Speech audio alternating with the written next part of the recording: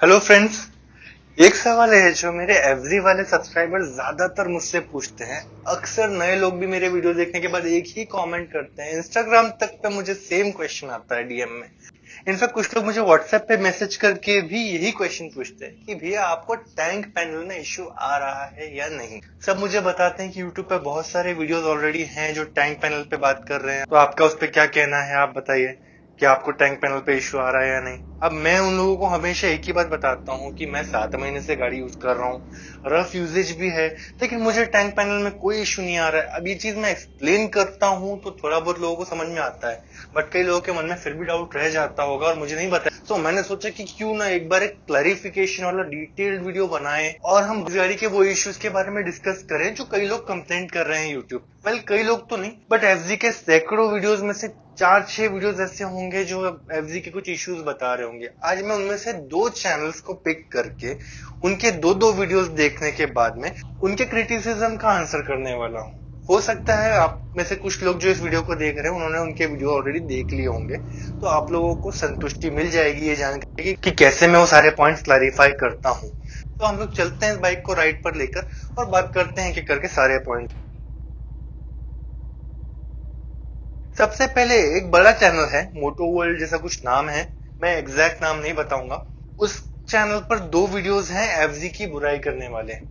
दोनों वीडियोस मुझे कहीं ना कहीं थोड़े बहुत या थोड़े ज्यादा बायस्ड लगते हैं। ऐसा क्यों लगता है वो मैं आपको बताता हूँ। सबसे पहला पॉइंट उस चैनल पर है लो पावर। अब जाहिर है गाड़ी ने ऑन पेपर दिखा दिया है कि गाड़ी में पावर कम है, लोगों को ऑलरेडी पता है।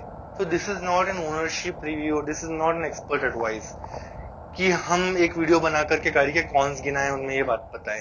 कंपनी ने ऑलरेडी जो बात बता दी है वो कॉन में नहीं गिनी जाती। जो चीजें हिडन होती है, जो यूज करते वक्त किसी को समझ में आई होती है और वो अगर बुरी है किसी ओनर के लिए, वो होते हैं गाड़ी के कॉन्स। आप कंपैरेटिवली किसी गाड़ी के पावर को कम बोलते हुए इसको कौन नहीं बोल सकते। कंपनी ने ओपनली बता दिया है this is a 150 CC bike, इतना अपना पीएसओ पावर बनाती है, इतना टॉर्क को जनरेट करती है, उसको फिर आप कौन नहीं बोल सकते। This is a sure fact, this is an ethic. Anyways, वो लो पावर बोलते हैं और क्लेम करते हैं कि गाड़ी को ज्यादा स्पीड पर नहीं चला सकते, ज्यादा हाई स्पीड पर ज्यादा राइडिंग प्लेजर इसमें नहीं ले सकते। बट गाड़ी के बारे में मैं ये कहना चाहता हूँ, मैं इसको 101 kmph तक लेकर गया और डर डर के ही चलाया। मानता हूँ कि मैं एक अलग किस्म का राइडर हूँ, मुझे हाई स्पीडिंग नहीं पसंद आती, आप लोगों के खातिर मुझे वो करना पड़ा। बट ज्यादातर एफजी ओनर्स ये जानते हुए ही बाइक लेते हैं कि उनको गाड़ी में पावर थोड़ी सी कम मिलेगी। वो लोग ये सोचकर बाइक नहीं लेते कि हाँ हम देख लेंगे, हम तो चला लेंगे तेजी से। नहीं, they are already prepared. So I can not count this point as a negative point in this bike कि इसमें पावर कम है। वी आर ऑलरेडी प्रिपेयर्ड, मैं भी प्रिपेयर्ड था। और ये बात जानते हुए भी कि इसका पावर आउटपुट कम है, मुझे 23 रीजंस मिल गए थे इस गाड़ी को परचेस करने के लिए, जिसके लिए मैंने वीडियो बनाया था। आप लोगों के सपोर्ट के साथ मेरा वो वाला वीडियो भी काफी ज्यादा शेयर हुआ, उसको बहुत सारे लाइक्स भी आप लोगों ने दिए, तो थैंक यू फॉर दैट। आगे दूसरा पॉइंट है इनका लो ग्राउंड क्लियरेंस। 165 mm के ग्राउंड क्लियरेंस को ये लो ग्राउंड क्लियरेंस मानते हैं, जबकि नॉर्मली कई सारी बाइक्स ऑन एन एवरेज इसके आसपास का ही ग्राउंड क्लियरेंस देती हैं। इससे कम ग्राउंड क्लियरेंस वाली बाइक्स भी हैं मार्केट में, इससे थोड़ा बहुत ज्यादा ग्राउंड क्लियरेंस वाली बाइक्स भी है। This is just an average ground clearance. But the point is, ये पॉइंट भी कंपनी ने ऑलरेडी डिस्क्लोज कर दिया है, उन्होंने छुपाया नहीं है ground clearance. So this is also not a hidden fact जो आप नेगेटिव पॉइंट या कॉन में गिने। दूसरी बात, मैंने इस गाड़ी का रफ यूजेज किया, ऑफ रोड किया, खराब से खराब रास्तों पर इसको चलाया, गड्ढों से कुदाया, मुझे इसके ग्राउंड क्लियरेंस से कभी प्रॉब्लम नहीं हुई। मुझे इस गाड़ी के साथ में कभी ऐसी कोई शिकायत नहीं आई कि इसका लो ग्राउंड क्लियरेंस है तो मुझे इसको संभाल संभाल कर चलाना पड़ता है। No, I can ride it rough and that is what I want. मैं बहुत हाई स्पीड पर नहीं चलता, बट शहर में मैं जल्दी जल्दी में जरूर चलता हूँ। There is a difference between rash riding and fast riding.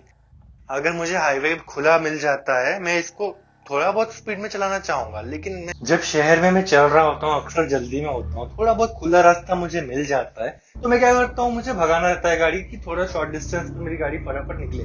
और फिर ऐसे में जरूरी नहीं कि हमेशा प्लेन रास्ता मिलेगा, गड्ढे मिलते हैं और निकलती है गाड़ी बढ़िया से वहां। तो I am not feeling anything is low in the bike. Hence ground clearance को किसी तरह का बेंचमार्क से कंपेयर करके लो नहीं बोल सकते यहाँ पर। This is just an average ground clearance and it is good for anything what we want to do. फिर भी मैंने एक स्टेप आगे जा करके रफ राइडिंग करके दिखाने के लिए एकदम बेकार जगह पर एक ऑफ रोड वीडियो बनाया था पहले, उसके बाद दोबारा एक मड ऑफ रोड भी बनाया। 2 बार ऑफ रोड वीडियो बनाकर मैं आप लोगों को दिखा चुका हूँ। किसी ग्राउंड क्लियरेंस में तो कोई दिक्कत है ही नहीं। अगला पॉइंट इन्होंने बताया था रियर ब्रेक का इम्पैक्ट कम है। ये तो सरासर सफेद झूठ है यार। मैंने जिस दिन ये गाड़ी खरीदी थी उसी दिन डिलीवरी लेने के बाद 220 किलोमीटर चलाकर लेकर आया हूँ नागपुर तक। अब आप ही सोचो कि 220 किलोमीटर में क्या मुझे रियर ब्रेक की जरूरत नहीं पड़ी होगी। 80-90 की स्पीड पे भी बाइक चलाई थी उस दिन मैंने, और मैं घाट वाले रास्तों से भी गुजरा था।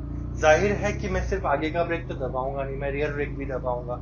मैंने अपने 220 किलोमीटर राइड वीडियो में भी ये वाली बात कही थी, और 23 रीजंस टू परचेज एफजी वाले वीडियो में भी ये बात कही थी कि दोनों ब्रेक्स इस गाड़ी के जबरदस्त हैं, और जो ब्रेक की डिस्क है उसका साइज भी बड़ा है बाकी की बाइक से। सो ऐसा कैसे हो सकता है कि इसके रियर ब्रेक का इम्पैक्ट कम हो। अब अगर एग्जांपल देने के नाते कहूं तो मुझे डिलीवरी लेने के बाद में 220 किलोमीटर हाईवे राइडिंग के दौरान घाट पर बंदरों का सामना करना पड़ा था। तब मुझे इमरजेंसी ब्रेकिंग लगाने का मौका मिला था।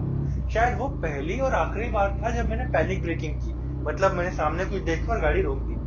गाड़ी रोक देने के लिए मैंने क्या किया, दोनों ब्रेक एक साथ दबाए, और रियर ब्रेक ने ऐसा काम किया कि पीछे का टायर हल्का सा स्किड हुआ। हल्का सा स्किड होते हुए थोड़ा मुझे हार्डली आधा मीटर का डिस्टेंस उसने ट्रैवल करवाया होगा, लेकिन मुझे पता भी नहीं चला कि टायर स्किड हुआ था, क्योंकि गाड़ी की स्टेबिलिटी बरकरार थी। ना मैं लेफ्ट की तरफ झुका हूं ना मैं राइट की तरफ झुका हूं, मैं बस जगह पे स्ट्रेट चल रहा था। स्ट्रेट चलते चलते स्ट्रेटली रुक गया। पीछे देखा एक कार थी, वो भी मेरे थोड़े से आसपास आकर के रुक गई। सो हादसा तो कहीं से कहीं हुआ नहीं। इस गाड़ी ने मुझे झटका महसूस नहीं होने दिया कि मुझे अर्जेंट ब्रेकिंग करनी थी। एबीएस सिस्टम सिंगल चैनल होने के बावजूद बढ़िया वर्क करता है। रियर डिस्क ब्रेक अच्छा खासा कंट्रीब्यूशन देता है हमें पैनिक ब्रेकिंग के दौरान भी। अब अगर पैनिक ब्रेकिंग के दौरान अच्छा कंट्रीब्यूशन कर रहा है तो फिर इससे और ज्यादा क्या एक्सपेक्ट करना है। फिर भी डेली लाइफ सिचुएशन में जब मैं गलियों से गुजरता हूँ, ट्विस्ट एंड टर्न से गुजरता हूँ, तो मैं रियर ब्रेक का ही ज्यादा इस्तेमाल करता हूँ। मैं फ्रंट ब्रेक का इस्तेमाल नहीं करता। फ्रंट ब्रेक मुझे तब चाहिए होता है जब मैं थोड़ी ज्यादा स्पीड में हूँ और मुझे सामने दूर कहीं कुछ नजर आ रहा है और मैं चाहता हूँ कि गाड़ी ग्रेजुअली स्लो हो जाए, तब मैं एबीएस सिस्टम की हेल्प लेना चाहता हूँ। इसके अलावा फ्रंट ब्रेक का इस्तेमाल मैं तब भी करता हूँ जब मैं गाड़ी एकदम स्लो करके कहीं रोकने वाला हूँ। एकदम स्लो हो गई, अब गाड़ी जगह पे रुक जानी चाहिए, तो मैं फ्रंट ब्रेक का इस्तेमाल करता हूँ। But most of the time front brake से ज्यादा मेरा रियर ब्रेक यूज में रहता है, और मैं हमेशा नोटिस करता हूँ कि वो मुझे कभी डिसअपॉइंट नहीं करता। In fact if I should be honest with you, I tell you one thing, मैं रियर ब्रेक भी थोड़ा ही दबाता हूँ, पूरा नहीं दबाता। मुझे लगता है कहीं ये गाड़ी स्किड ना हो जाए। 7 महीने हो जाने के बावजूद मुझे ऐसा लगता है कि ये गाड़ी मेरे स्किल से ज्यादा पावरफुल और ज्यादा इम्पैक्टफुल है। अभी भी मुझे ऐसा लगता है कि इसके साथ डेवलप होने के लिए मुझे और भी बहुत कुछ करना बाकी है।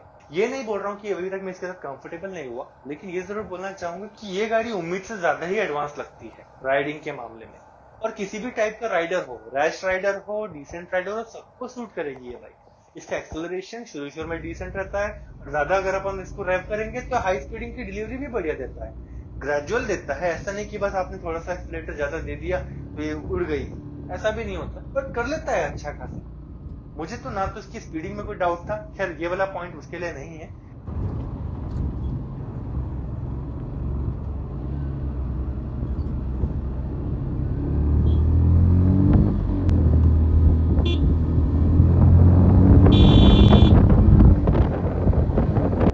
बट एनीवेज मुझे ब्रेकिंग में भी कोई डाउट कहीं से कहीं नहीं है, और ये बात मैं दोबारा दावे के साथ कह सकता हूँ कि रियर ब्रेक को एफजी का कौन बताने वाले लोग खुद किसी कौन से कम नहीं हो सकते। अगला पॉइंट कूलिंग टेक्निक। ये अगेन एक गलत बात है। अब मैं बोलता हूँ कि अगर आप कंपेयर कर रहे होते दो बाइक्स को, उनमें से एक बाइक में ऑयल कूल होता है और दूसरी बाइक में एयर कूल होता है, तो डेफिनेटली आप बोल सकते थे कि एक गाड़ी में कमी है, दूसरी गाड़ी में ज्यादा है। बट आप एफजी के कौन गिना रहे हो, ये भी कोई हिडन फैक्ट नहीं है। एफजी में एयर कूलिंग है, कंपनी ने पहले से बताया हुआ है फीचर्स में। दूसरी बात, एयर कूलिंग और ऑयल कूलिंग का मेजर डिफरेंस क्या होता है। एयर कूलिंग में आपका इंजन एक्सपोज रहेगा और वो एयर फ्लो पे डिपेंड रहेगा ठंडा होने के लिए।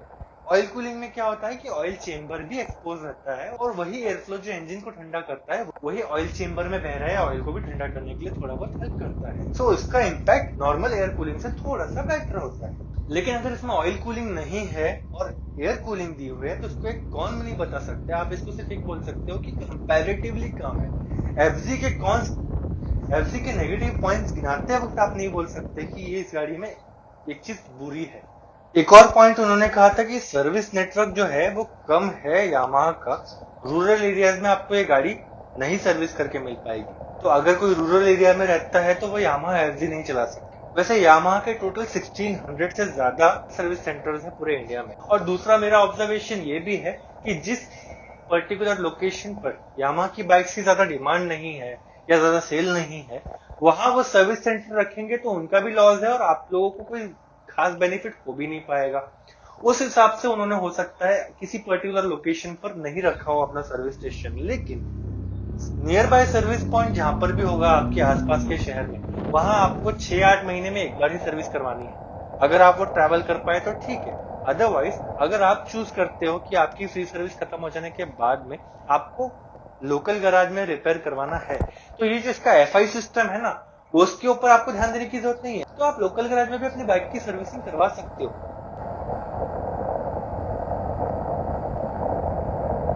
एक नॉर्मल बाइक की सर्विसिंग में क्या करना पड़ता है? Washing, engine oil change, oil filter change, air filter cleaning, spark plug cleaning, इस तरह की छोटी मोटी चीजें। खास करके एटलीस्ट यामाहा एफजी में तो यही है। इन्होंने यामाहा के सर्विस नेटवर्क को लो बताते हुए एफजी के बारे में बुरा बोल दिया, लेकिन यामाहा एफजी की बात अगर करें तो उस बाइक में ऐसा कोई हाईफाई सिस्टम नहीं है सिवाय एफआई सिस्टम के। और एफआई सिस्टम जो है वो बहुत अनकॉमन नहीं रहा। आजकल 125 सीसी तक की बाइक्स में भी एफआई सिस्टम लगकर आता है। लोकल गैराज प्रिपेयर्ड हैं कई सारे इस काम के लिए, लेकिन आपको एक और बात भी ध्यान में ये रखनी है कि हर बार छोटी मोटी प्रॉब्लम के लिए एफआई सिस्टम चेक नहीं करना पड़ता, अनलेस आपकी गाड़ी में कोई मेजर इश्यू आया हो। और यामाहा के साथ में तो रोड साइड रेजिस्टेंस भी है। अगर आपको लगता है कि हाँ ऐसा कोई प्रॉब्लम हो रहा है, आप रोड साइड रेजिस्टेंस पर कॉल कर दो, आपकी गाड़ी को वो नियर बाय सर्विस सेंटर में भी छोड़कर जाते हैं। तो ऐसे कई सारे सोल्यूशन होते हैं। लेकिन मैं ये नहीं बोल रहा हूँ कि हाँ ये पॉइंट एकदम इनवैलिड है। आप ये बोल सकते हो कि यामाहा की सर्विस रिलेटेड आपको किसी रूरल एरिया में हो सकता है कमी महसूस हो, लेकिन ऑल्टरनेट सॉल्यूशंस भी हैं और वो मैंने बता दिए। तो यहाँ मैं ना ये बोलूंगा कि इसमें कौन है, तो ये भी नहीं बोलूंगा कौन नहीं है। यहाँ मैं न्यूट्रल रहते हुए प्रॉब्लम का एक सोल्यूशन बता देता हूँ। सेकेंड पॉइंट इन्होंने कहा सिंगल चैनल एबीएस है। मुझे ये समझ में नहीं आता कि इस सेगमेंट की कौन सी बाइक है जो ड्यूल चैनल एबीएस इसी कॉस्ट में दे रही है। सिंगल चैनल एबीएस उतना बुरा होता नहीं है। ब्रेकिंग के इशू को समझाते हुए मैंने ऑलरेडी बताया कि इसमें ब्रेकिंग अच्छी खासी परफॉर्म करती है, कॉन्फिडेंस देती है, रिलायबल है वो ब्रेकिंग। फ्रंट डिस्क में एबीएस सिस्टम लगा हुआ है, रियर डिस्क ब्रेक इसका बड़ा है, अच्छा खासा इंपैक्टफुल है। एटलीस्ट बाकी की सिंगल चैनल एबीएस से तो इस गाड़ी की ब्रेकिंग बहुत ज्यादा अच्छी है। तो आप सेगमेंट की सभी बाइक में जब सिंगल चैनल एबीएस आ रहा है, ऐसे में इस बाइक के सिंगल चैनल एबीएस को कौन कैसे बता सकते हो? एंड अगेन ये फीचर्स में से लिखी हुई एक चीज है, single channel ABS and dual disc brake इस गाड़ी में है। ये बात कंपनी ने ऑलरेडी डिस्क्लोज करके रखी हुई है। हिडन फैक्ट भी ये है नहीं, इसको कौन में कैसे गिन सकते हो? मतलब पहली बात तो ये गाड़ी का प्रॉब्लम है नहीं कि ये सिंगल चैनल एबीएस वाली है। दूसरा, ये गाड़ी उतनी हाई स्पीड पे जाती भी नहीं है कि आपको ड्यूल चैनल एबीएस की जरूरत पड़े। तीसरी बात, कंपनी ने ये बात छुपाई नहीं है आपसे, तो ये कोई नेगेटिव पॉइंट नहीं है जिसके लिए एक स्पेशल वीडियो बना करके उसमें डाला जाए। मेरा मेन मुद्दा यहाँ के हर एक पॉइंट को बताने का यही है कि अगर कोई इंसान स्पेशल वीडियो बनाता है नेगेटिव पॉइंट्स किसी को बताने के लिए, तो उसको लोग सीरियसली लेते हैं परचेस करने के पहले। ऐसे में कोई इंसान ऐसी बातें कैसे बोल सकता है जो ऑलरेडी कंपनी ने अपने ब्रोशर्स में बताई हुई है गाड़ी के बारे में, और उसके पॉजिटिव पॉइंट्स में भी नेगेटिविटी ढूंढ ढूंढ के कस्टमर्स को बहकाना, ये अच्छी बात तो नहीं है ना।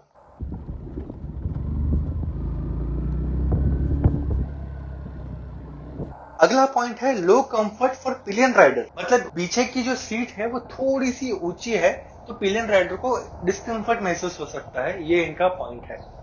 मैंने तो प्रैक्टिकलिटी रिव्यू में मम्मी और पापा तक को बिठा लिया, और अक्सर हफ्ते में 1-2 बार मैं वाइफ के साथ में भी जाता हूँ बाइक पर। सो पिलियन राइडर का डिस्कम्फर्ट एज सच मैंने तो एक्सपीरियंस नहीं किया।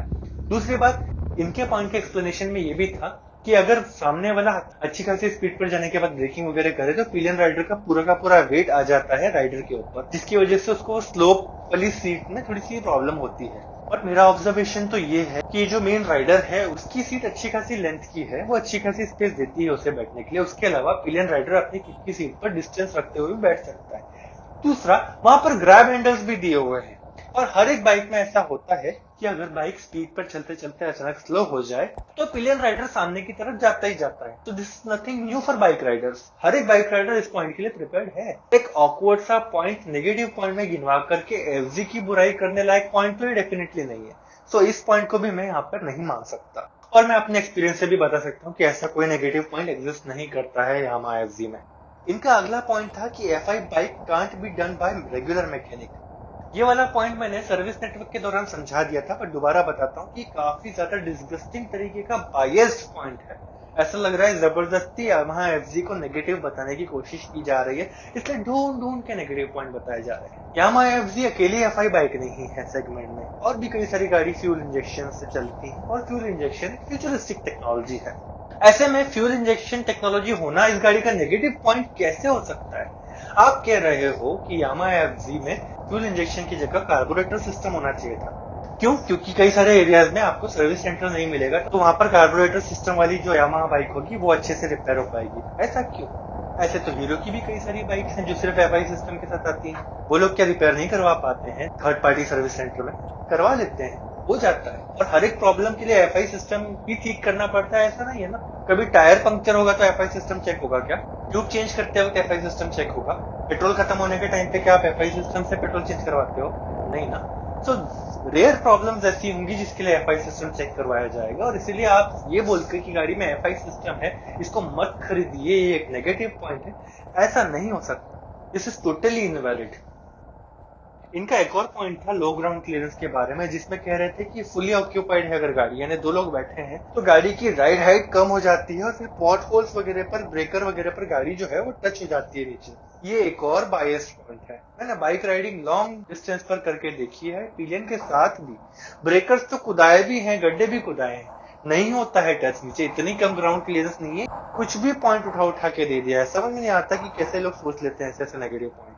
यहाँ इनके पॉइंट्स खत्म हो गए, लेकिन मुझे इनके बारे में एक और बात ये भी बोलनी है कि ये एक्चुअली यामाहा एफजी V2 के ओनर है, और अपने वीडियो के लगभग हर पॉइंट के बाद ये कहते रहे कि भैया मेरे पास भी V2 है, मैं कैसे V3 की जानबूझ के बुराई करूंगा। यार V2 और V3 में बहुत डिफरेंस है। आप V2 के ओनर हो और आप V3 के बारे में बात कर रहे हो। ओनरशिप लेवल का एक्सपीरियंस शेयर करना चाहिए था। ओनर होने के नाते आपको बताना चाहिए था कि गाड़ी में प्रॉब्लम्स है या नहीं, जो आप एक्सपीरियंस करो। आप ब्रोशर पढ़ पढ़ के गाड़ी को दूसरी बाइक से कंपेयर करके नेगेटिव गिना रहे हो। जब तक आपका वीडियो कंपैरिजन वीडियो नहीं है, आप गाड़ी के स्टैंडर्ड इक्विपमेंट के बारे में बुराई तब तक नहीं कर सकते जब तक वो स्टैंडर्ड इक्विपमेंट आपको ड्राइव एंड ओनरशिप एक्सपीरियंस में कुछ प्रॉब्लम ना दे रहे हैं। मैं मानता हूं कि इनमें से कुछ कुछ पॉइंट किसी किसी के ऊपर हो सकता है अप्लाई होते हों, लेकिन जिन पर अप्लाई होते होंगे उनका एग्जाम्पल आपको देना चाहिए था। हो सके तो उनको वीडियो में ला करके उन्हें बोलने देना चाहिए था। आप सिर्फ ब्रोशर पढ़ रहे थे, और ब्रोशर पढ़ते पढ़ते आपने इस गाड़ी में कुछ नेगेटिव ढूंढे और एक वायरल बनने वाला वीडियो बना दिया। That's all.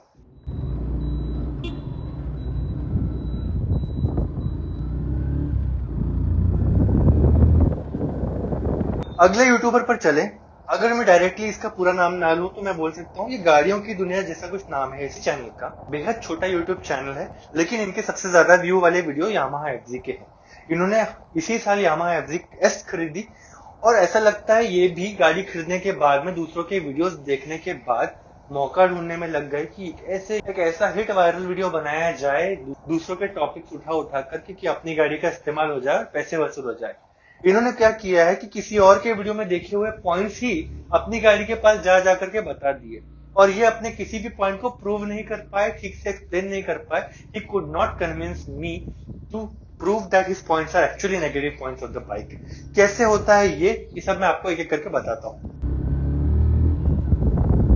सबसे पहली बात इन्होंने भी पावर की कही, तो अगेन ये भी ब्रोशर रीडिंग का काम कर रहे हैं, क्योंकि मैंने पहले ही बताया कि अगर पावर के बारे में कंपनी ने पहले ही डिस्क्लोज कर दिया था तो आप गाड़ी लेने के बाद नहीं बोल सकते अरे यार ये गाड़ी की पावर कम लग रही है।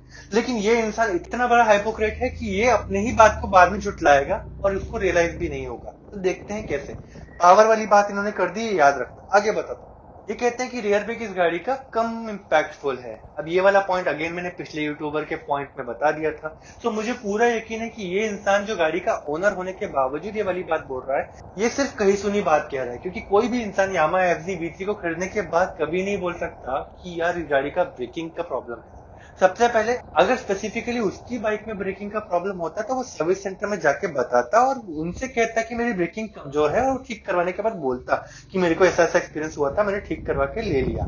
लेकिन इन्होंने क्या किया, इन्होंने दूसरे यूट्यूब वीडियो में देखा यार रियर ब्रेकिंग का प्रॉब्लम बोल रहे हैं, सब अपन भी बोल देते हैं तो लोगों को रियलिस्टिक लगेगा, अपने को व्यू आएंगे। क्योंकि टॉपिक ऐसा है कि हर कोई आजकल यामाहा एफजी के नेगेटिव पॉइंट्स देख रहा है, इसके बाद ही परचेज हो रहा है। परचेज हो या ना हो, हमको व्यू तो मिल जाएंगे, हमारा चैनल बड़ा हो जाएगा। तो इस उद्देश्य के हिसाब से इन्होंने ये वाला पॉइंट बोल दिया।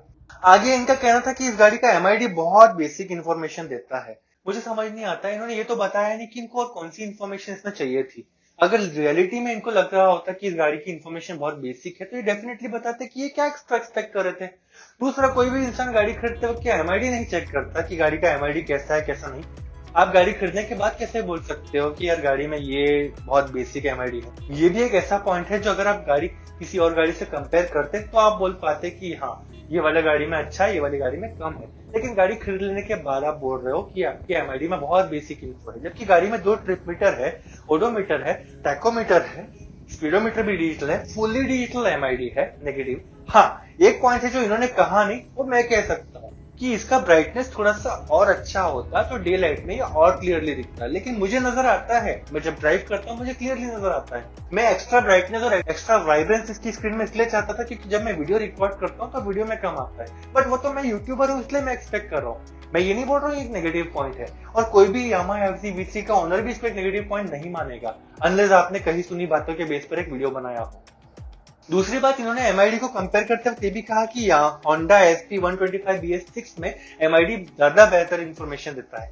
वैसे तो वो वाली बाइक का एमआईडी भी सेम दिखता है, लेकिन उन्होंने ये नहीं बताया है कि क्या एक्स्ट्रा इंफॉर्मेशन चाहते थे इस एमआईडी में, जिसके बाद ये बोल पाते कि ये बेसिक इन्फो नहीं देता, कुछ ज्यादा एडवांस इन्फो देता है। शायद वो एक्सपेक्ट करते कि वो गाड़ी में बैठते बराबर हेलो एफजी बोले और गाड़ी चालू हो जाए, या शायद वो एक्सपेक्ट करते कि उनकी गाड़ी के एमआईडी पर कॉल्स या मैसेजेस नजर आए। इस सेगमेंट की बाइक से ऐसा एक्सपेक्ट करना वैसे तो वैलिड नहीं है, बट हो सकता है उनकी एक्सपेक्टेशन कुछ हाई फाई हो। दूसरा, उन्होंने ये भी नहीं कहा कि ये गाड़ी गियर शिफ्ट इंडिकेशन नहीं देती। अगर वो ऐसा कुछ एक्सपेक्ट करते तो वो वहां पे भी क्लैरिफाई करते, बट वो एक्सपर्ट ओपिनियन नहीं दे रहे थे। वो खुद नहीं जानते थे कि कौन सा पॉइंट वो बोल रहे हैं वो कितना इंपॉर्टेंट है कितना नहीं, इसलिए वो डिटेल में कुछ समझा नहीं पाए। इस बात से मुझे सबसे बड़ी प्रॉब्लम थी, इसलिए मैंने उनके वीडियो को टारगेट किया। अगला पॉइंट, इन्होंने भी कहा कि कूलिंग टेक्निक का इसमें प्रॉब्लम है, जो कंपनी ने ऑलरेडी बताया है इसमें एयर कूलिंग है, और मैंने अपने पिछले पॉइंट में क्लैरिफाई भी किया। इनके बारे में बताता हूँ। इन्होंने भी क्लैरिफाई नहीं किया कि क्यों ये बोलते हैं कि इस गाड़ी में कूलिंग लिक्विड वाली नहीं है बाकी बाइक्स की तरह, यानी कि आरटीआर 160 की तरह, और इसमें सिर्फ एयर कूलिंग है। ये कहते हैं कि बाइक को कूल होने में थोड़ा टाइम लगता है एयर कूलिंग होने की वजह से। वैसे ये ट्रेडिशनल कूलिंग मेथड है डेली कम्यूटिंग वाली बाइक्स के लिए, लेकिन फिर भी इन्होंने ऐसा कहा और ये क्लैरिफाई ही नहीं किया कि क्यों ये चाहते हैं कि गाड़ी जल्दी ठंडी हो जाए। अगर कोई इंसान टूरिंग करने वाला हो, लंबे किलोमीटर पे जाए तो गाड़ी हीटिंग होती है, लेकिन पैरों पर हीटिंग पता भी नहीं चलती। ये मेरा पर्सनल एक्सपीरियंस रहा है जब मैं इसको हाईवे पर 220 किलोमीटर चलाकर लाया। इन्होंने नहीं बताया कि ये ऐसा क्यों एक्सपेक्ट कर रहे हैं कि गाड़ी ठंडी जल्दी होनी चाहिए। जैसे किचन से हमने गरम गरम खाना लाया और हम वेट कर रहे हैं कि ठंडा हो और हम खाएं, इतने जल्दी से उनको ठंडा करके चाहिए। ये पॉइंट क्लैरिफाई नहीं कर पाए हैं अपना। और वैसे भी मैंने ऑयल कूलिंग के बारे में भी बताया कि उसकी वर्किंग सिर्फ थोड़ी सी बेहतर है, बहुत ज्यादा एडवांस नहीं है कि बहुत जल्दी ठंडी हो जाती है आपकी बाइक अगर आपकी बाइक ऑयल कूलिंग वाली होती तो। क्योंकि जब तक आपकी गाड़ी चल रही है तब तक ही ऑयल कूलिंग और एयर कूलिंग वर्क करेगी। अगर आपकी गाड़ी रुक गई तो ऑयल कूलिंग तो वर्क करेगी नहीं, वहां पर सिर्फ खड़े खड़े एयर कूलिंग हो जाए तो ठीक है, नहीं तो थर्मोडायनेमिक्स के बेस पर वो कूलिंग करता रहेगा खड़ी बाइक में। वहां आपको ऑयल कूलिंग किस तरह से हेल्प करने वाली थी भाई साहब, आप बता दीजिए। सो ये वाला पॉइंट भी मुझे लगता है नेगेटिव नहीं है। इनका अगला पॉइंट है वो पॉइंट जिसके लिए हमने ये वीडियो बनाया, जो मुझसे सबसे ज्यादा पूछा जाता है, वो है plastic quality of the tank. ये कहते हैं कि प्लास्टिक क्वालिटी जो है बाइक का काफी वीक है। इस बाइक में ये कहीं भी नहीं बोल रहे हैं कि इनको प्लास्टिक से कहाँ प्रॉब्लम हो रहा है, क्या एक्सपीरियंस इनको ऐसा हो रहा है कि प्लास्टिक इनको कमजोर लग रहा है। और गाड़ी में प्लास्टिक लगा हुआ ऊपर तो पहले भी नजर आ रहा था, ऐसा कौन सा नया चीज दिख गया उनको लेने के बाद में जो उनको अब लो प्लास्टिक क्वालिटी लगने लगी। तो जाहिर है ये भी दूसरे वीडियो देख देख करके अपने पॉइंट डाल दिए हैं इसमें। उनकी गाड़ी देखेंगे तो इंटैक्ट लगती है अच्छी खासी, लेकिन आगे इस पॉइंट के ऊपर ये एक लेवल आगे गए और वो मैं और बताऊंगा आपको आगे चलकर। फिलहाल इन्होंने यहाँ सिर्फ डिलीवरी के बाद एक वीडियो बनाया और बताया कि प्लास्टिक क्वालिटी गाड़ी की कम है। दूसरा पॉइंट इन्होंने बोला कि बॉडी पार्ट जो है गाड़ी के प्लास्टिक वाले सामने एरिया के, वो काफी शेक होते हैं। हाथ से हिला हिला करके बोल रहे हैं कि गाड़ी के पार्ट्स हिलते हैं। अगर हाथ से हिलाओगे कोई भी गाड़ी के पार्ट्स हिलेंगे। वो रोबस्ट मेटल बाइक नहीं है। अगर आपको वैसी बाइक चाहिए थी तो आपको बुलेट लेनी चाहिए थी। ये एक नेकेड स्पोर्ट्स बाइक है। वेट लॉस करना इसके लिए जरूरी था कि माइलेज भी बरकरार रहे, पावर आउटपुट भी ठीक ठाक रहे और गाड़ी आपकी ज्यादा महंगी भी ना बने। उसके हिसाब से इस गाड़ी में पार्ट्स दिए हुए हैं। और मैं गाड़ी को खरीदने के पहले वाली ओपिनियन नहीं बता रहा हूँ, खरीद लेने के 7 महीने बाद की ओपिनियन बता रहा हूँ। मुझे इस गाड़ी में कभी भी ऐसा फील नहीं होता कि गाड़ी के पार्ट्स लो क्वालिटी के हैं। ना तो गाड़ी के पार्ट्स हाई स्पीड पर चलते वक्त आवाज करते हैं, ना शेक होते हैं, ना वाइब्रेशन देते हैं, ना कुछ। अगर इंटेंशनली किसी ने उस गाड़ी की बुराई करने के लिए उसके हाथ से हिला हिला कर दिखाया कि यार ये हिल रहे हैं, तो इससे ज्यादा नॉनसेंस बात कुछ हो ही नहीं सकती। तो ये पॉइंट को भी मैं नेगेटिव नहीं मानता। अगर आप लोगों को लगता है कि ये वाले पॉइंट जो मैं एक एक करके गिनवा रहा हूँ ये भी सेंस नहीं बना रही, तो आप लोग खुद भी जाकर एक्सपीरियंस कर सकते हो। मेरे वीडियोस इतने सारे हैं, मेरी पूरी की पूरी एफजी प्लेलिस्ट है जिसमें मैं एक एक करके सभी लोगों के डाउट क्लियर कर रहा हूँ। एफजी खरीदते वक्त भी मैंने सोच लिया था कि जब मैं खरीदूंगा तो मैं कई सारे लोगों में अवेयरनेस इसकी इंप्रूव करूंगा और लोगों को बताऊंगा कि Yamaha FZ is a brilliant bike. और मेरे वीडियोस जब से बनने शुरू हुए तब से अब तक मुझे कई लोगों ने कॉल्स किए, मैसेजेस किए, कमेंट्स किए, इंस्टाग्राम पे डीएम भी किए और लोगों ने बताया कि मेरे वीडियोस देखकर वो गाड़ी परचेस कर रहे हैं। मुझसे परचेस करने के पहले भी एडवाइस लेते हैं, परचेस करने के बाद पूछते हैं एक्सेसरीज कहाँ से लें, टैंक पैड कहाँ से लें। तो I am already building a community of Yamaha FZ owners and I am sure वो सारे लोग आज मुझे सपोर्ट जरूर करेंगे। एक और पॉइंट इन्होंने कहा कि यामाहा एफजी में ज्यादातर प्लास्टिक और रबर यूज हुआ है। ही यूज्ड द वर्ड ज्यादातर, मतलब मैक्सिमम जगह पे प्लास्टिक और फाइबर यूज हुआ है। This is absolutely rubbish. सिर्फ टैंक फाइबर को पकड़ करके आप बोल रहे हो कि वहां पर आपको प्लास्टिक और रबर ही मिल रहा है। पूरी बाइक में लगी हुई चासी का क्या? टैंक अंदर से मेटल का है, हैंडल भी मेटल का है, पीछे लगे हुए चेन सॉकेट वगैरह सब का क्या? बाइक में वजन कम करने के हिसाब से यामाहा ने फाइबर और रबर का कहीं कहीं यूजेज किया है, लेकिन हर जगह नहीं किया है। जहां जरूरी है मजबूती, जहां पे लगता है कि एक टाइम के बाद में वेयर एंड टेयर का प्रॉब्लम हो सकता है, वहां पर हेवी ड्यूटी मटेरियल यूज किया गया है। सर्विसिंग के दौरान मेरी गाड़ी खुलती है, मैं सर्विसिंग के वीडियो में सब दिखा देता हूँ। आप लोगों को क्लैरिफाई हो जाता होगा कि गाड़ी में रफ टफ यूजेज वाली चीजें हैं। जहां यामाहा को लगा कि एरोडायनेमिकली जो चीज कंट्रीब्यूट कर सकती है उन चीजों को लाइट वेट रखा जा सकता है, वहां उन्होंने accordingly parts and attachment use किए। तो प्रॉब्लम तो ये है ही नहीं, और ये ऐसी भी कोई चीज नहीं है जो ले लेने के बाद पता चली। गाड़ी खरीदने के पहले साफ साफ जो चीजें नजर आ रही थी वो चीज है आप दोबारा बोल रहे हो ले लेने के बाद। ये भी ओनरशिप रिव्यू लेवल का वीडियो नहीं था। इन्होंने एक और वीडियो बनाया जिसमें पहला पॉइंट इन्होंने कहा कि हमारी गाड़ी का टैंक पैनल निकल गया, हम ट्रिपलिंग कर रहे थे तब। सबसे पहली बात तो ट्रिपलिंग जो है इलीगल। दूसरी बात ये कि ट्रिपलिंग करने के लिए आजकल की बाइक्स बन ही नहीं रही है। लोगों को पता है कि रूल स्ट्रिक्ट हो गए हैं, ट्रिपलिंग नहीं करना होता है, तो सीट्स भी उस हिसाब से बनती है और लोग भी प्रिपेयर्ड है और बाइक्स भी अकॉर्डिंगली डिजाइंड है। तो अगर इलीगल राइडिंग करते वक्त आपने आपकी गाड़ी खराब कर दी तो उसके लिए तो आप रिस्पॉन्सिबल हुए। आप ये नहीं बोल सकते कि गाड़ी का एक नेगेटिव पॉइंट ये है कि हम 3 लोग जा रहे थे और गाड़ी हमारा वजन नहीं संभाल पाई। ओके, आई नो कि गाड़ी इतनी भी नाजुक ना हो कि वो 3 लोगों के बैठते बराबर ही खराब हो जाए, लेकिन ये वाले पॉइंट में इनका टैंक देख के पता चल रहा है कि इन्होंने जानबूझ के टैंक को नुकसान पहुंचाते हुए खोलने की कोशिश की है या फिर रिवेट्स खुद निकाल करके उसको नीचे से कनेक्शन को तोड़ा। ऐसा लग रहा है जैसे वीडियो को वायरल बनाने की कोशिश करने के लिए ही ये टैंक में प्रॉब्लम क्रिएट की गई है। लेकिन मैं मान सकता हूँ कि टैंक पैनल में किसी न किसी को इश्यू रियल में आ भी रहा होगा। हालांकि मैं इस पर्सन के वीडियो को वैलिड नहीं मान पा रहा, इसकी इमेज मेरे सामने अच्छी नहीं बन पाई है, इसलिए मैं इसको ट्रस्ट नहीं कर पा रहा। लेकिन अगर कोई ऑथेंटिक यूट्यूबर अपनी खुद की यामाहा एफजी को अच्छे यूजेज के बावजूद टैंक निकल गया बोल के दिखाए तो मैं उसको देखना चाहूंगा। अगर आप ऐसे किसी और वीडियो को जानते हैं तो मुझे उसकी लिंक कमेंट करके जरूर बताइए, या अगर आपका कमेंट डिलीट कर दिया यूट्यूब ने लिंक होने की वजह से तो वो मुझे मेरे स्पैम सेक्शन में दिख जाएगा and I will check it from there. Otherwise आप मुझे उस चैनल का नाम लिख करके भी बता सकते हो कमेंट सेक्शन में। इनके अगले पॉइंट में इन्होंने एक एक्सीडेंटल डैमेज दिखाया और बोला राइट वाला गार्ड जो है वो अंदर घुस गया था जब ऑटो ने टक्कर मारी और लेफ्ट साइड का ओवरव्हील टूट गया। इनका ये एक नेगेटिव पॉइंट है बताने के लिए कि यार यामाहा एफजी को किसी गाड़ी ने ठोक दी, एक ऑटो ने ठोक दिया जो डबल साइज का होता है यामाहा एफजी से, तो यामाहा एफजी के पार्ट्स खराब हो गए। ये एक नेगेटिव पॉइंट है। मतलब ऐसी बाइक चाहिए इनको कि भैया गाड़ी कोई ठोक के भी जाए तो अपनी गाड़ी इंटैक्ट रहे। इन्होंने डेफिनेटली बुलेट लेनी चाहिए थी अगर इनके एक्सपेक्टेशंस ऐसे हैं तो। मेरा क्लैरिफिकेशन इस पॉइंट पर यह है कि गाड़ी संभाल कर चलाओ और अगर कोई ठोके या कुछ करे तो उसके लिए ही सर्विस सेंटर है, उसी के लिए इंश्योरेंस है, उसके लिए पुलिस स्टेशन भी है।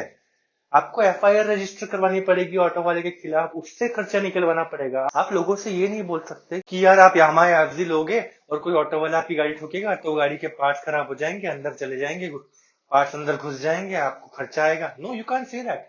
हर चीज का एक प्रोसेस होता है और हर गाड़ी में किसी ना किसी एक्सीडेंट में कुछ ना कुछ खराब होता ही है। नेगेटिव पॉइंट कैसे हुआ ये? क्या दूसरी बाइक में नहीं होता? ऐसा कोई पॉइंट बताओ जो इस गाड़ी में ज्यादा बुरी तरह से खराब होता है, दूसरी गाड़ी में कम बुरी तरह से खराब होता है। अगला पॉइंट इनका ये है कि बाइक की जो स्पीडिंग है वो 80 के ऊपर जाने पर डिसअपॉइंटिंग लगती है। ऐसा लगता है कि 80 के ऊपर जाने के बाद ये स्पीड पकड़ ही नहीं रही। बट रियलिटी ये है कि मैं इसको 100 तक जब लेके जा रहा था तो 100 तक वो ग्रेजुअली इंक्रीजिंग स्पीड बरकरार थी, टॉर्क बिल्डिंग बरकरार थी।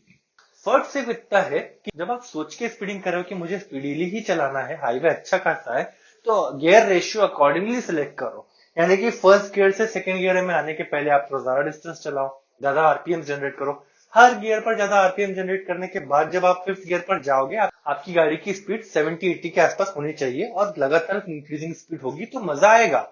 मजा नहीं आएगा ऐसा नहीं बोल सकते। और सबसे इंपॉर्टेंट बात, ये वाला पॉइंट कैसे आप बोल पा रहे हो जब आपको ऑलरेडी पता था गाड़ी की पावर कम है। अगर आपको गाड़ी की power through out the speedometer अच्छी चाहिए थी, आपको और ज्यादा सीसी वाली बाइक लेनी चाहिए थी। मे बी MT-15 या फिर R15 या RTR 204V, वो आपको ज्यादा हाई स्पीड पर ले जा पाती। बट ठीक है, आपको यामाहा एफजी से हाई स्पीडिंग में फन एक्सपेक्टेड है, वो देती है। और ये बात झुटला कोई नहीं सकता जो उस गाड़ी का ओनर है। इसके बाद ये बोलते हैं कि कंपनी ने इस गाड़ी में सिर्फ 5 गियर दिए और हाई स्पीड पर जाते वक्त ये गाड़ी में लगता है कि काश इसमें 6th गियर भी होता। अब यहाँ इतना बड़ा हाइपोक्रेट मैंने कभी नहीं देखा जो ये अभी के अभी बोल रहा था कि स्पीड इसकी 80 के बाद लगती नहीं कुछ, और अभी बोल रहा है कि 6वें गियर की कमी महसूस होती है। 6वें गियर की कमी उस इंसान को महसूस होगी जिसको गाड़ी चलाते वक्त बहुत ज्यादा स्पीड में जाने के बाद लग रहा है कि यार उसको और स्मूथ करें। पर अभी अभी तो आप कह रहे थे कि आपकी गाड़ी स्पीड पर जाती नहीं। जब गाड़ी स्पीडिंग करते वक्त आपको प्लेजर ही नहीं दे रही, वो आपको 6वां गियर का रिक्वायरमेंट कैसे फील करवा रही है? टोटली एन इनवैलिड पॉइंट और बहुत ज्यादा बायस्ड वीडियो है ये। अगला पॉइंट इनका है कि बाइक बहुत ज्यादा डर्टी हो जाती है रेनी सीजन में पीछे की तरफ से, और मडगार्ड इसमें कोई हेल्प नहीं करते। वैसे तो ये वाली गाड़ी में जो टायर लगा है, फैट टायर, वो एक्सप्लॉइट करने की चीज है और वो एक्सपोज होना ही चाहिए, क्योंकि यामाहा एफजी के ज्यादातर फैंस उसकी वजह से ही यामाहा एफजी को बहुत पसंद करते हैं। दूसरा यार, रेनी सीजन में तो हर गाड़ी पीछे से गंदी होती है, और यामाहा एफजी में तो आपको दो टायर हगर लगकर मिले जो कि बहुत सी गाड़ियों में नहीं मिलते। इवन केटीएम की बाइक में बाय डिफॉल्ट आपको टायर हगर नहीं मिलता। सो अगर आप एक नेकेड स्पोर्ट्स बाइक ले रहे हो तो आपको एक एक्सपोज फैट टायर तो मिलेगा ही मिलेगा। और अगर रही बात डर्टी होने की, तो यार पिलियन राइडर के साथ में तो बारिश में मैंने भी चलाई है। डर्टी होना और पिलियन राइडर गंदा हो जाना, ये तो बहुत ही इनवैलिड पॉइंट है। इसके बाद इन्होंने 2 पॉजिटिव पॉइंट्स भी बोले, जिनमें से एक बात उन्होंने बोली कि फ्रंट ब्रेक अच्छा है, गाड़ी का इंजन अच्छा है। ये इंजन अच्छा बोलते वक्त इनको ये याद नहीं आया कि अभी अभी ये इंजन की पावर को क्रिटिसाइज कर रहे थे, फिर क्रिटिसाइज करते करते बोल रहे थे कि 6th गियर की इसमें जरूरत है। ये अपने ही पॉइंट्स पर खुद कायम नहीं रह पा रहे। आगे पॉजिटिविटी बताते वक्त इन्होंने ये भी कहा कि गाड़ी बहुत कॉन्फिडेंस देती है, दिखती भी बहुत बढ़िया है। ये कॉन्फिडेंस देने वाली बात इनको तब याद नहीं आई जब इन्होंने रियर ब्रेक्स को क्रिटिसाइज किया था। अगेन ये अपने पॉइंट पे खुद कायम नहीं रह पा रहे, क्योंकि ये ओपिनियन इनकी है ही नहीं। ये ओनरशिप एक्सपीरियंस वाली ओपिनियन है ही नहीं, ये बस दूसरों के वीडियो देखा देखी वीडियो बनाया हुआ है। सो ये थे मेरे सारे के सारे क्लैरिफिकेशंस 2 यूट्यूब चैनल्स के नेगेटिव पॉइंट्स के ऊपर जो उन्होंने यामाहा एफजी के अगेंस्ट बनाए। मैं अपनी ऑडियंस की रिस्पेक्ट करते हुए उनको खास तौर पर यह बताना चाहता हूँ कि जब भी किसी भी इंसान का पॉजिटिव या नेगेटिव वीडियो देखें तो ध्यान रहे कि वो जो भी पॉइंट वो बताते हैं वो खुद जाकर बाइक में देखें, एक्सपीरियंस करने की कोशिश करें, शोरूम वालों से क्लैरिफाई करके लें। अगर आपके पास बाइक ऑलरेडी है तो उसको ध्यान से देखें, समझें। अगर फिर भी कोई डाउट रह जाता है मन में तो आपका ये एक भाई है, आप मुझे कमेंट करके पूछ लीजिए, या मेरा नंबर आपको मेरे दूसरे वीडियोस के डिस्क्रिप्शन में मिल जाएगा। वहां जाकर के भी आप मुझ तक पहुंच सकते हैं, मुझे पूछ सकते हैं। अदरवाइज इंस्टाग्राम के डीएम पे तो मैं वैसे भी रेगुलरली एक्टिव हूँ, आप मुझे वहां भी पूछ सकते हैं। सो मैं हमेशा हूँ यहाँ आपके डाउट्स क्लैरिफाई करने के लिए। ऐसा नहीं सिर्फ यामाहा एफजी के साथ मेरा कोई ज्यादा प्यार है तो मैं आपको उसके बारे में पॉजिटिव बता रहा हूँ। मेरे पास वो बाइक है और लोगों को अवेयरनेस देने वाला ही मेरा चैनल है। कार्स के बारे में ज्यादा वीडियोस बनते हैं, लेकिन बाइक के वीडियोस भी मैं बनाता हूँ, खास करके यामाहा एफजी के। तो जो भी डाउट्स उस पे होंगे मैं वो क्लैरिफाई जरूर करूंगा, और ऐसे और वीडियोस मैं बनाता रहूंगा ताकि लोगों तक अवेयरनेस पहुंचाता रह सकूं। सो ऐसे सारे वीडियोस देखने के लिए मेरे साथ जुड़े रहिए, चैनल को सब्सक्राइब करिए, बेल आइकन जरूर दबाइए ताकि आपको वीडियोस की नोटिफिकेशन भी मिलती रहे। And until next video, goodbye and ride safe. पहले को तो मैं तोड़ूंगा, दूसरे को तो मैं फोड़ूंगा, और तीसरे को तो मैं तोड़ फोड़ के जोड़ूंगा और फिर तोड़ूंगा। मेरा फेवरेट है।